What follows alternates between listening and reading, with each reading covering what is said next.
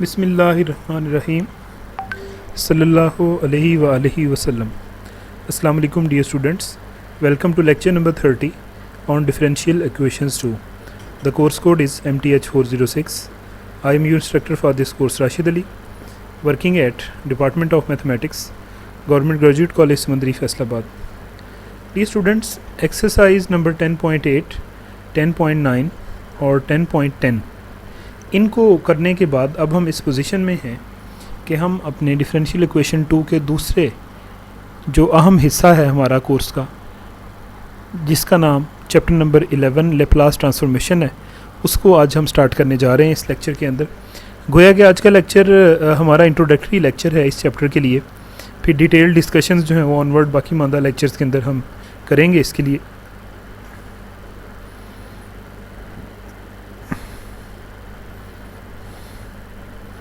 सबसे पहले हम इंट्रोडक्शन देखेंगे कि ये क्या चीज़ है, किस काम आता है, बेनिफिट्स इसके क्या हैं। The Laplace transformation is an efficient technique for solving linear differential equations with constant coefficients. ये जो भी थ्योरी की चीज़ें आपको करवाई जाती हैं ये ऑब्जेक्टिव पॉइंट ऑफ व्यू के लिहाज से बड़ी अच्छी होती हैं, इसलिए इनको भी आप जो है वो बहुत इम्पोर्टेंट दिया करें और इम्पोर्टेंस देने के साथ साथ इनको आप अपने नोट्स के ऊपर भी लिखा करें और ज़हन नशीन भी किया करें। तो लेप्लास ट्रांसफॉर्मेशन बेसिकली हमारे पास टेक्निक है जिसकी मदद से हम लीनियर डिफरेंशियल इक्वेशंस जो विद कांस्टेंट कोएफिशिएंट्स है ना, उनका सोल्यूशन हम फाइंड आउट कर सकते हैं।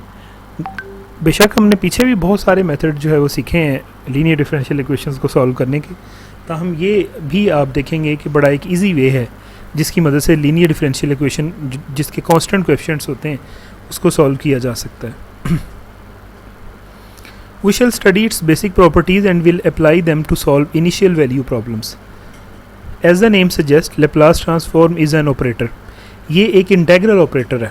इंटीग्रेशन की साइन और इंटीग्रेशन के ऑपरेशन से तो आप बखूबी वाकिफ़ हैं, ये आपने एफएससी के अंदर भी जो है वो सीखा था। सो गोया ये एक ऑपरेटर है, इंटेग्रल ऑपरेटर है, which transform a function f of variable t into a function f of the variable s. तो पहले हमारा जो इनपुट में वेरिएबल होता है वो टी होता है और बाद में जो आउटपुट आती है ना, ये लेप्लास ट्रांसफॉर्मेशन के बाद ये इसको एक न्यू वेरिएबल स्मॉल एस में जो है वो कन्वर्ट कर देता है। तो it will be seen later that Laplace transformation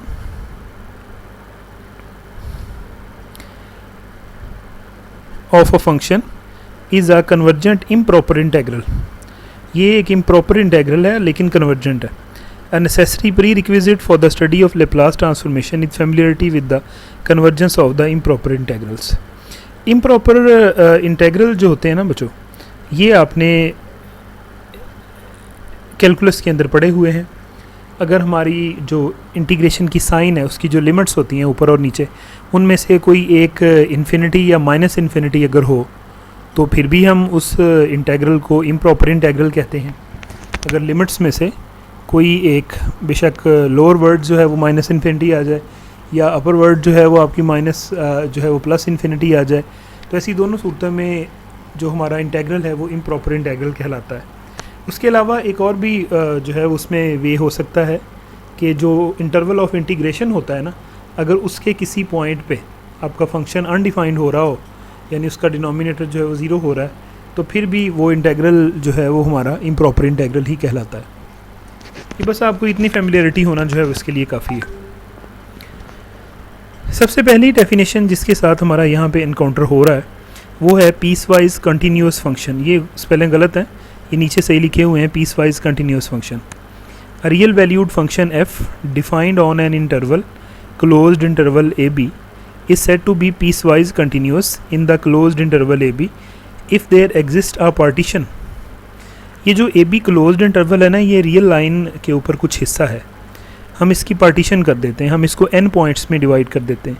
पहले जो इंटरवल का स्टार्टिंग पॉइंट है आप इसको x नॉट कह देते हैं और जो एंडिंग है आप इसको xn कह देते हैं और दरमियान वाले पॉइंट्स बिलतरतीब x1 x2 चलते चलते xn-1 तक, such that f is continuous in the interior of each sub interval.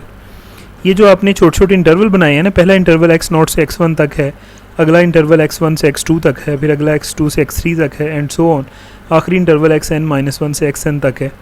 ये जो छोटे छोटे सब इंटरवल्स हैं दिए गए इंटरवल के, तो f जो है वो कंटिन्यूस है in the interior of each sub interval, her interval के अंदरूनी पॉइंट्स के ऊपर ये कंटिन्यूस है। पहली बात तो ये है। And has finite one sided limits, limit x approaches to X I plus F of X and limit x approaches to X I plus minus जो इसकी यानी कि लेफ्ट हैंड लिमिट है F of X at the end points of each sub interval I is equal to 0 1 2 3 up to n-1। यानी हर interval देखें, हर interval closed interval है ना, उसके शुरू वाले पॉइंट पे तो ज़ाहिर है राइट हैंड लिमिट ही कैलकुलेट की जा सकती है जिसकी यहाँ पे बात की गई है, और हर इंटरवल के एंड पॉइंट पे चूँकि वहाँ पे उसकी ख़त्म हो रहा है ना, तो वहाँ पे राइट तो नहीं कैलकुलेट की जा सकती, वहाँ पे सिर्फ लेफ़्ट ही यानी उससे पिछले पॉइंट्स के ऊपर देखा जा सकता है। तो यही बात यहाँ पे की गई है। The one sided limits limit x approaches to X I plus F of X and limit x approaches to X I plus negative F of X are finite but unequal, so that f has a finite number of jumps, discontinuities at the points of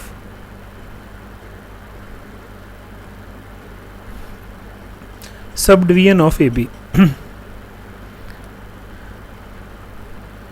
सो गोया and points के ऊपर आप continuity के लिए सिर्फ ये limits को check करेंगे, लेकिन अंदरूनी इंटरवल के हर पॉइंट्स के ऊपर फंक्शन कंटिन्यूस होना चाहिए। Clearly continuous function is piece wise continuous. अब जो फंक्शन होल इंटरवल पे कंटिन्यूस है ना, वो तो ऑब्वियसली पीस वाइज कंटिन्यूस तो है ही। आप उस इंटरवल की जब पार्टीशन करेंगे तो उसके हर इंटरवल के पॉइंट के ऊपर फंक्शन कंटिन्यूस होगा।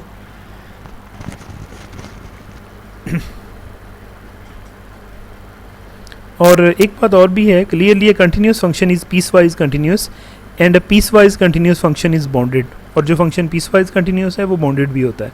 It is also known from the calculus that if f is piecewise continuous on the closed interval ab, then integral from a to b f of x dx exist। वैसे generally आपने वहाँ पे ये पढ़ा था कि अगर फंक्शन कंटिन्यूस है किसी इंटरवल में तो उसका फिर इंटेग्रल भी एग्जिस्ट करता है, तो अगर पीसवाइज कंटिन्यूस है फिर भी उसका इंटेग्रल जो है वो एग्जिस्ट करता है। मैं आपको जो है वो इसके लिए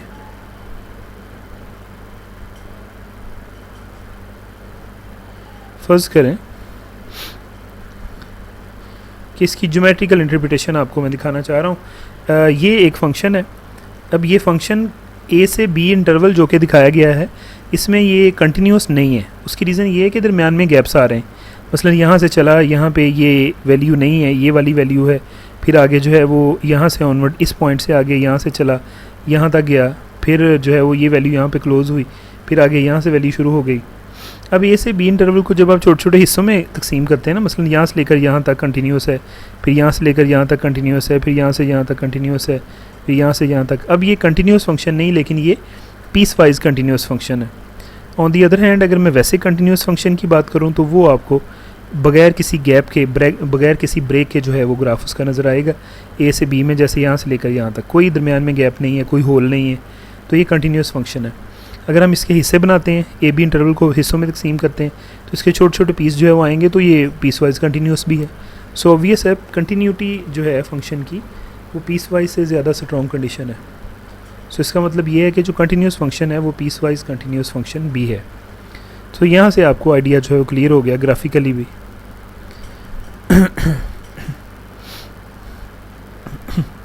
अब हम इस स्टेज पे हैं कि अब हम डेफिनेशन कर सकते हैं कि लेप्लास ट्रांसफॉर्म है क्या। Let F be a real valued piecewise continuous function defined on the closed open interval 0 infinity। The Laplace transform of F denoted by this symbol is the function capital F, यानी answer के तौर पे जो आता है ये उसकी बात हो रही है। डिफाइंड बाय, यहाँ पे आप लिख सकते हैं Laplace of small F of T is equal to capital F of S, और ये हो जाएगा हमारा इम्प्रॉपर इंटेग्रल है, integral 0 to infinity e raised to the power minus st f of t dt। यानी आप जिस भी फंक्शन f of t का जो है वो लेप्लास ट्रांसफॉर्म लेना चाह रहे हैं तो आप सिंपली उसको यहाँ पे रख देंगे। ये इनपुट की प्लेस है आपकी, ये एक ऑपरेटर है। ऑपरेटर ये इस तरीके से है कि 0 to infinity e raised to the power minus st आना ही आना है, dt भी आना है। जिस फंक्शन का आप लेना चाह रहे हैं लेप्लास ट्रांसफॉर्म, ये उसके इनपुट की जो है वो पोजीशन है, यहाँ पे आप उसको लिखेंगे। Provided the improper, of course improper integral, चूँकि ये अपर लिमिट इसकी इन्फिनिटी है तो ये कन्वर्ज करे। इसकी कन्वर्जेंस को भी आगे हम डिस्कस करेंगे। The domain of F is the set of all real numbers small S for which the above integral converges.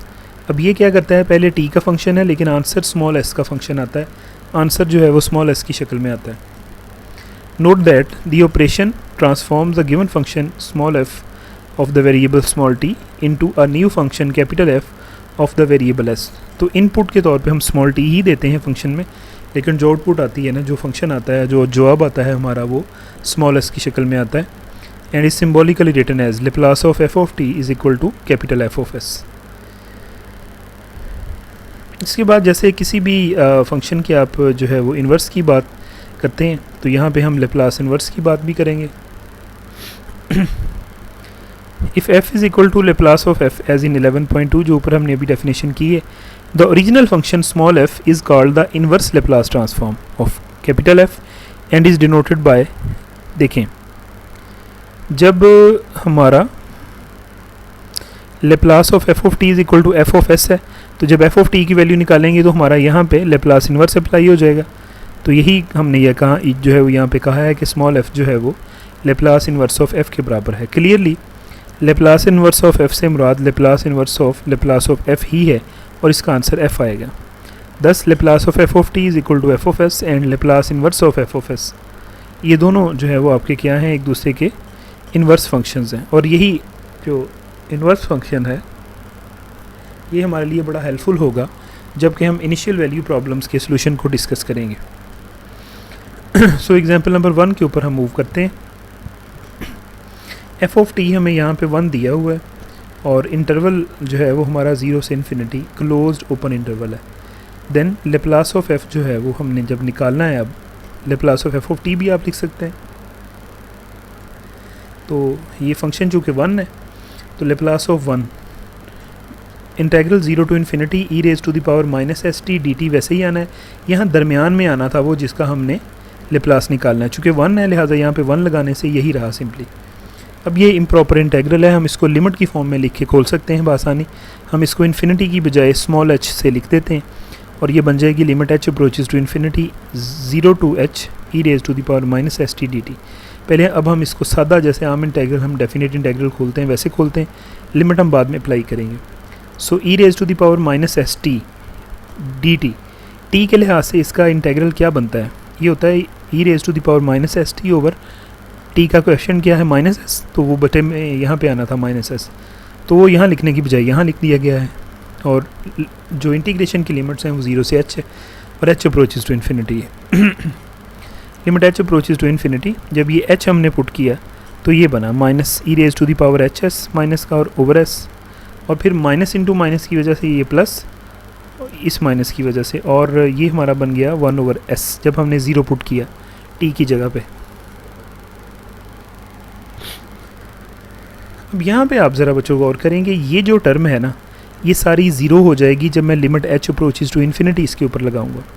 इसमें चूँकि h है ही नहीं तो यहाँ पे तो limit h approaches to infinity का कोई असर ही नहीं होगा, इसके ऊपर होगा। इसका आंसर 0 बनेगा, क्यों?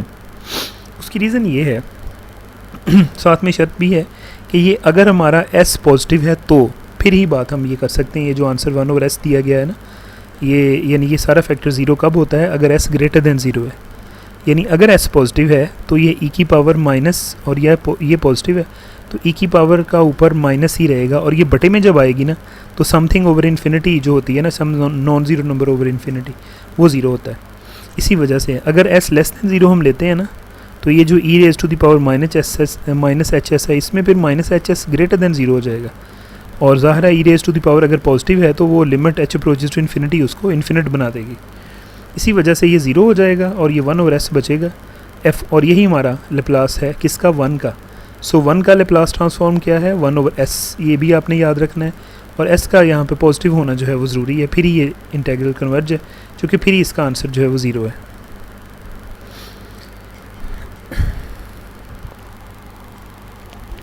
एग्जाम्पल नंबर 2, फंक्शन हमारे पास एफ ऑफ टी जो है वो t raise to the power n है, और n जो है वो एक पॉजिटिव इंटीजर है। यहाँ पे हमारे पास एवेल्यूएट हमने करना है Laplace of f of t. तो एफ ऑफ टी है t of n, definition of Laplace transform जो होती है वो होती है Laplace of f of T is equal to integral from zero to infinity e raise to the power minus s t, और जिसका आप लेप्लास ले रहे हैं वो यहाँ पे जो है वो आता है। तो t raise to the power n का ले रहे हैं तो Laplace of t raise to the power n ये हो जाएगी zero to infinity e raise to the power minus s t raise to the power n d t. Integration by parts आपने जो है वो इंटरमीडिएट के अंदर भी देखी है, वही हम यहाँ पे करेंगे। T raise to the power n को हम फर्स्ट फंक्शन रख लेंगे, इसको सेकंड फंक्शन रख लेंगे, तो integrating by parts we have. पहले क्या होता है भला, first function as it is और सेकंड फंक्शन इसकी इंटीग्रेशन बनती है e raise to the power minus s t, और टी का कोएफिशिएंट माइनस एस जो है वो बटे में भी आ गया, और लिमिट ऑफ इंटीग्रेशन जो है वो ज़ीरो टू इन्फिनिटी ऊपर आ गई minus integral zero to infinity first function का डेरिवेटिव यानी t raise to the power n का डेरिवेटिव बनता है n t raise to the power n minus one, और ये जो सेकंड फंक्शन है आपका इसका बेसिकल इंटेग्रल हम एवेलुएट करेंगे, और ये e raise to the power minus s t over minus s d t. ये माइनस अगर मैं जो है वो ज़ाहरी बात है बाहर लिख लूँ इसके, तो ये t raise to the power n over s e raise to the power s t, और ज़ीरो टू इन्फिनिटी इसकी लिमिट है, और ये माइनस और ये माइनस प्लस हो गया n over s integral from zero to infinity t raise to the power n minus one और e raise to the power minus s t. ये जो कॉन्स्टेंट्स है ना एन और एस, इसको हमने बाहर निकाल दिया। एक्चुअली ये कॉन्स्टेंट टी के लिहाज से है ना, चूँकि ये जो इंटेग्रल है ये टी के लिहाज से है, तो ज़ाहिर है एस उस लिहाज से फिर एज ए कॉन्स्टेंट ही ट्रीट किया जा सकता है। So Laplace of t raise to the power n ये हो जाएगा। फिर भी मैं ये चूँकि लिमिट जो इंटीग्रेशन की है ये टी की जगह पे आनी है ना, तो एस तो बाहर आ गया, तो माइनस वन ओवर एस अंदर पुट करने की बजाय लिमिट की फॉर्म में लिखा जा सकता है, limit t approaches to infinity t raise to the power n over e raise to the power s t minus ये ज़ीरो लिमिट जो लोअर थी ये मैंने पुट की, तो ये zero over e raise to the power zero, e raise to the power zero चूँकि one है तो ज़ीरो ओवर वन का आंसर ज़ीरो, और यहाँ पे n over s as it is बाहर, और ये अगर आप ज़रा गौर करें e raise to the power minus s t मौजूद है, डी टी मौजूद है, ज़ीरो टू पावर इन्फिनिटी मौजूद है, ये इसकी लिमिट्स, तो अंदर है एफ ऑफ टी की जगह पे है t raise to the power n minus one. So actually ये जो अंदर वाली चीज़ है ये Laplace of t raise to the power n minus one है, हम इसको कह लेंगे वन। अब मुअम्मा है इस लिमिट को खोलना।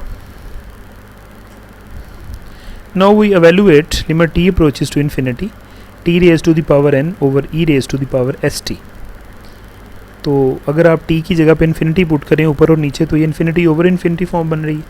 लोपिटाल रूल आप लगाएं पहली दफ़ा तो ये n आ जाएगा और t raise to the power n minus one आ जाएगा नीचे, ये आपका s e raise to the power st आ जाएगा।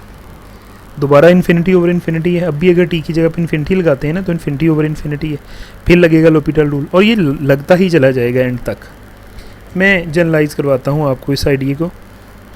फ़र्ज़ करें अगर f of T T square है, उसका पहला डेरिवेटिव होता है 2t और दूसरा डेरिवेटिव होता है 2, राइट, या 2 को हम 2 फैक्टोरियल भी लिख सकते हैं, यानी अगर t raise to the power 2 है तो उसका उतना ही डेरिवेटिव यानी सेकेंड डेरिवेटिव 2 फैक्टोरियल है।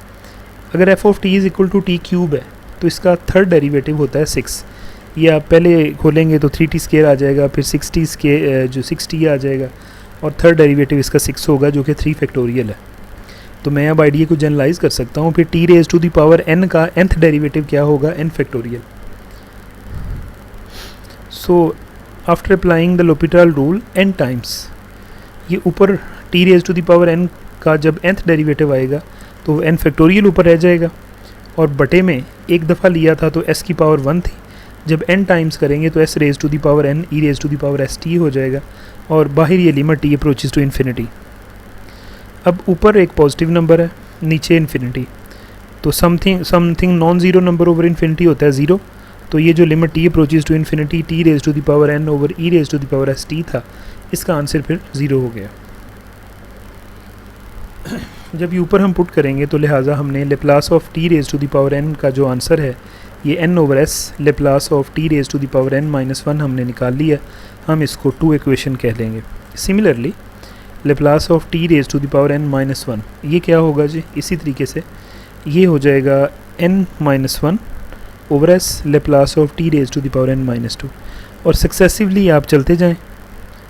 सो 2 में अगर आप इसको पहले पुट करें तो ये n ओवर s पहले से मौजूद है, ये n-1 ओवर s इसकी वैल्यू आ गई, साथ में Laplace of t raise to the power n-2 और सो ऑन। ये चलते चलते ये n over s n-1 over s और चलते चलते एंड पे ये बन जाएगा यानी t raise to the power 0 यानी लैप्लास ऑफ 1 और साथ में 1 ओवर s कम होते होते t की पावर 0 बन जाएगी जिसको 1 लिखा है हमने। सो यहाँ से लेकर यहाँ तक अगर आप ज़रा देखें तो ये n इंटू n-1 n-2 चलते चलते 1 तक, नीचे s आपस में मल्टीप्लाई होगा n टाइम्स, तो s raise to the power n। ये लैप्लास ऑफ 1 हमने अभी ऊपर वाली एग्जांपल में देखा है कि ये 1 ओवर s के बराबर होता है। तो ये पूरा यहाँ से लेकर यहाँ तक बन गया n फैक्टोरियल और बटे में s की पावर n था, ये s था तो s की पावर n+1 बन गया। तो गोया कि हमने यहाँ पे देखा कि Laplace of t raise to the power n जो है वो n factorial over s raise to the power n+1 के बराबर है। ये भी आपके जो है वो ज़ुबानी जहन में होना चाहिए फार्मूला। मिसाल के तौर पर अगर t raise to the power 1 का मैं निकालूँ तो ये 1 factorial over s raise to the power 1+1 यानी 1 ओवर s स्क्वायर आता है। इसी तरीके से लैप्लास ऑफ t स्क्वायर क्या आएगा, 2 factorial over s raise to the power 2+1 यानी 2 factorial over s cube and so on. आप t की किसी भी पॉजिटिव पावर का जो है वो यहाँ से लैप्लास ट्रांसफॉर्मेशन निकाल सकते हैं अगर आपको ये फार्मूला जो है वो ज़ुबानी याद है तो।